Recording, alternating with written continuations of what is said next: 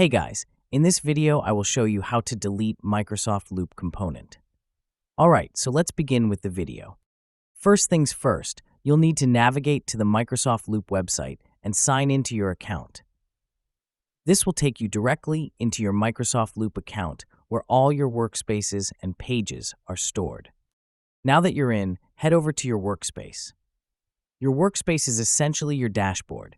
It's where all your components, such as texts, agendas, tables, and tasks live. Once you've found the right workspace, go to your specific page that contains the component you want to delete. Find the page housing the component that's no longer needed. Look for the component you wish to remove. You'll see 6 dots located beside the component's name or icon. Click on these dots to reveal a drop-down menu with several options. From the drop-down menu, you'll want to find and click on the Delete option. This action will prompt you to confirm that you indeed wish to delete the component. And that's it.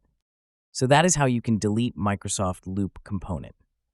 So that's all for this video. Thanks.